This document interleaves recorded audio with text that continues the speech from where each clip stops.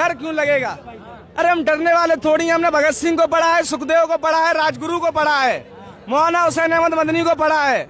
बताइए हमने बहादुर शाह जफर को पढ़ा है। बताइए हमने किसको नहीं पढ़ा? डरने वाले थोड़ी हैं। डंडे पड़ेंगे भाजपा के तब भागने कोई दिक्कत नहीं है। डंडे किसको नहीं पड़े? जलियांवाला बाग हत्याकांड को देख लीजिए। अंग्रेजों ने कहा था कि पठान भाग रहे थे तो हमें गोली चलानी पड़ी। तब एक पठान के बेटे खान अब्दुल गफ्फार खान ने कहा था कि सरकार अगर किसी एक पठान की पीठ पर गोली दिखा देगी तो आजादी के संग्राम से मुसलमान उसी दिन पीछे हट जाएगा। और पूरे 5 दिन पोस्टमार्टम चला था और 76 के 76 पठानों की पोस्टमार्टम हुई थी और किसी की पीठ पर गोली नहीं थी। सबने गोली अपनी छाती पे खाई थी। आप कह रहे हम हट जाएं, कहाँ से हट जाएंगे? कब हटेंगे? हटेंगे जब तक इस्तीफा नहीं हो जाता, प्रॉब्लम का सॉल्यूशन नहीं हो जाता, तब तक ये आंदोलन ऐसे ही चलता रहेगा। कहाँ इस्तीफा होता है? वहाँ किसान इतने सारे शहीद हो गए, इस्तीफा हुआ? तो काले कानून वापस हुए या नहीं हुए? बताइए पत्रकार महोदय। और प्रॉब्लम के खिलाफ जितनी देरी से उठा जाता है, शहादत उतनी ज्यादा होती है। नितिन नवीन कह रहे हैं वायरस से भाई आपको कुचल दिया जाएगा बहुत ज्यादा। अरे कोई दिक्कत नहीं है। हम संविधान के मानने वाले हैं। संविधान को आगे रख के जो भी फैसला होगा, जो भी कुछ होगा, हम वही करेंगे। और राघव चड्ढा ने कहा था गुंडों की पार्टी कौन सी है, तो आप पत्रकार महोदय सब जानते हैं गुंडों की पार्टी कौन सी है। मेरे भाजपा की और जो मंदिर में चोरी हुई उसको आप कैसे देख रहे हैं? अरे मंदिर की चोरी तो आप छोड़िए भाई साहब, अब क्या बताया जाए। ये यहाँ एजुकेशन का मुद्दा, मंदिर मत लाइए यहाँ। लुट जाए तो कोई दिक्कत नहीं। अरे मंदिर थोड़ी लुट जाएगा। ये तो आपको ब्रजेश पाठक से पूछना चाहिए। एक पत्रकार ब्रजेश पाठक से पूछ रहा है कि मंदिर में चोरी हो गई। वो कह रहे हैं मुझसे मस्जिद का सवाल पूछिए। ये कोई बात है भाई? आप स्वास्थ्य मंत्री हो उत्तर प्रदेश के और कोई तुमसे सवाल पूछ रहा है, तुम कह रहे हो नहीं नेहरू जिम्मेदार है। ये कैसी सरकार है? नेहरू कहाँ से जिम्मेदार है? वर्तमान में तुम हो यार, सवाल तुमसे होंगे, किसी और से थोड़ी होंगे।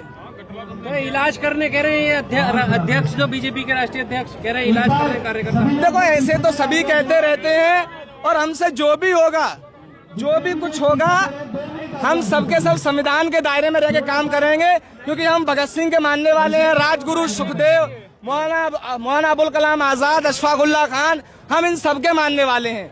हम संविधान को आगे रख के हमेशा जो हमने स्टार्टिंग से 1857 की क्रांति से लेके अब तक जितने भी हमने आंदोलन किए, जितने भी क्रांति की है, हमने देश को आगे रखा है, ना किसी दूसरी चीज को। और अभी भी हम संविधान और देश को आगे रख के जो भी फैसला होगा वही करेंगे। बाहर बोर्ड लगा हुआ है जो आंदोलन असंवैधानिक है, कानूनी कार्रवाई की जाएगी आप लोगों? कानूनी कार्रवाई क्यों की मतलब? इसके हिसाब से हम भी संविधान के हम भी इंडियन नहीं है।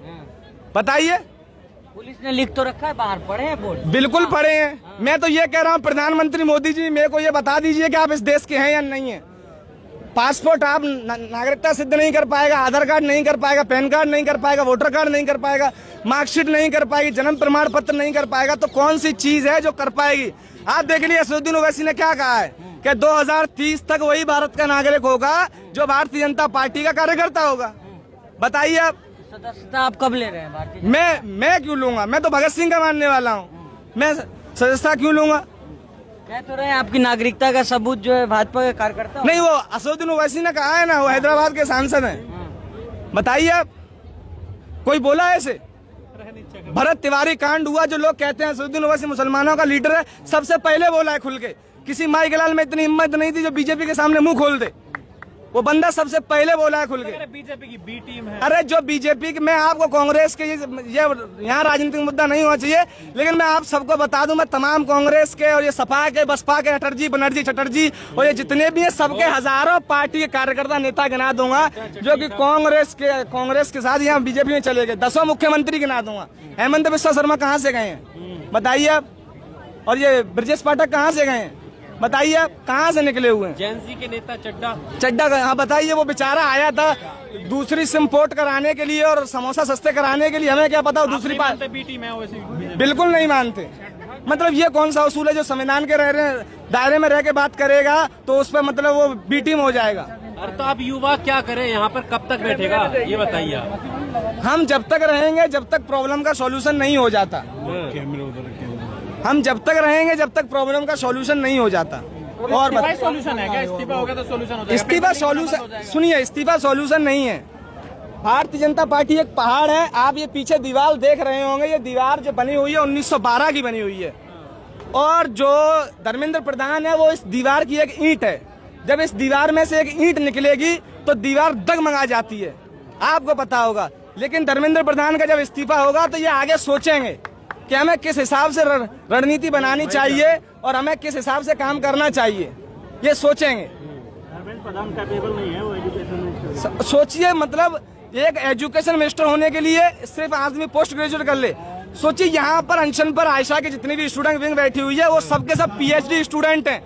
उस धर्मेंद्र प्रधान से ज्यादा योग्य स्टूडेंट यहाँ पर अनशन पर बैठे हुए हैं, धरना प्रदर्शन दे रहे हैं धर्मेंद्र प्रधान से ज्यादा। इनमें से किसी को उठा के बना दीजिए, दानिश है, नेहा है, मनीष है, आमीन है, हरकेश है, इनमें से बना दीजिए, उन सबसे ज्यादा योग्य हैं वो। इनमें चाहे जिस तरह से भाजपा के लोग कह रहे हैं कि भाजपा के कार्यकर्ता आकर निपट लेंगे आप लोगों से।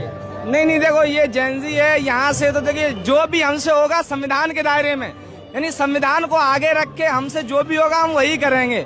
और जब राघव चड्ढा कह रहे थे ये हमें दहशतगर्दों की बी टीम बता रहे हैं, हमें टुकड़े टुकड़े गैंग बता रहे हैं, तो राघव चड्ढा ने कहा था कि ए टीम कौन है। आप पत्रकार महोदय, आप मुझसे आज जानते होंगे कि भारत गुंडों की ए टीम कौन सी है, ये आप सभी जानते हैं। कौन सी ये टीम है? कौन टीम है? राघव चड्ढा का बता दिया है राघव चड्ढा ने कि ये टीम कौन सी है।